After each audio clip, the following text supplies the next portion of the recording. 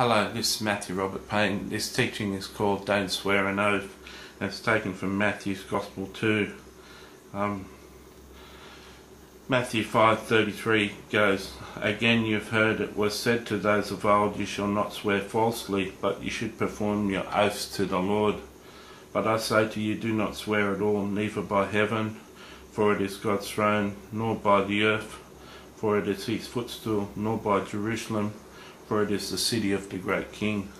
Nor shall you swear by your head, because you cannot make one hair white or black. But let your yes be yes, and your no be no, for whatever is more than these is from the evil one."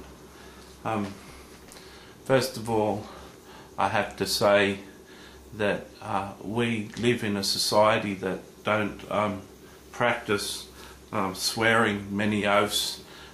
We're not seem to be a society, or the society I grew up in isn't a society that has many oaths sworn. Though saying that, I'm a person who hasn't entered in personally to many contracts, and contracts are an oath, and so they do exist in our society. It's just I haven't experienced it. Jesus is saying here that anything more than our yes being a yes and a no being a no is from the evil one. And lawyers exist today to write contracts and to get people out of contracts, and companies are continuing going to law courts every day fighting contracts. I have a brother who has a software company, and from time to time people have approached him to sell his product, and they've had lawyers draw up a contract, a sales contract with him, and each time there's been three companies that have done it. Each time there's been problems with the contract that my brother has seen himself. As he's read the contract, he's seen parts of the contract that he didn't agree with. He's never once been able to sign with a company and sign the contracts with a company, because all of the contracts had problems with the wording of the clauses in the contracts. There was always something that my brother wasn't happy with, and this is what Jesus is talking about. Let your yes be yes and no be no. Though my brother has dealt with other companies, other individuals who've sold massive amount, hundreds of thousands of dollars worth of software for his company, and he sold parts of his company off to these individuals, and they've bought the American rights, and so as with individuals where all he had was a verbal contract, all he had was a verbal yes and a no be no with these people. Jesus is very smart. I think that people are mistaken when they look at the things that Jesus said and don't consider them as things to follow in day-to-day life as we live on earth today. Jesus understood the hearts of men, and he understood the evil one, and he understood what goes on between men from day to day in day-to-day lives that they live. And so when Jesus shares things in his commands, they're things worthy to be taken care of. I know of another company whose trucking company supplies all the McDonald's stores in Australia.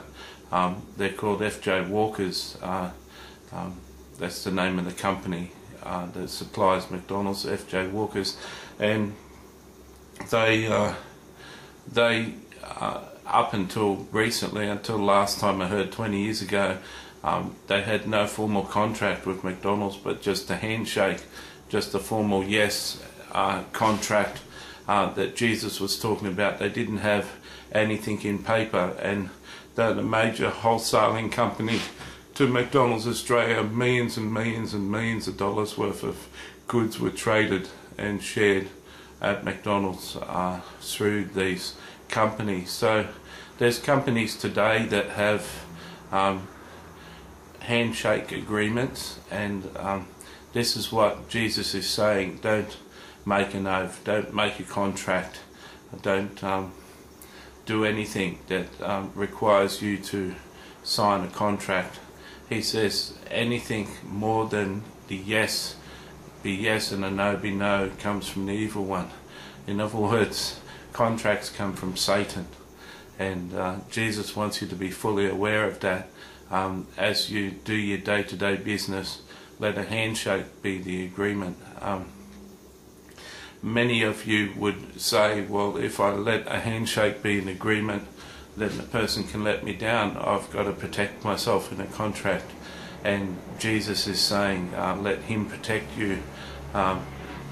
Contracts are from the evil one. This is hard. Reading this book, reading what I have to say here is hard for the average person. It's easy for me to say, it's easy for Jesus to say, don't involve yourself in contracts, because Jesus hasn't got anything to lose, and I've got nothing to lose with sharing it. I'm just sharing what Jesus has to say. I don't think things have changed in 2,000 years. Though society's become more advanced, I don't think the general nature of people has advanced at all. And with the example of my brother, I feel that people with wrong motives are still trying to make people sign contracts, and so I make no apology in sharing what Jesus had to say here in this situation and this parable, in this commandment. You take it for what you please, make your own decisions and actions, but Jesus wants you to know that if you have a choice between just a handshake and a contract, to always choose the handshake. God bless.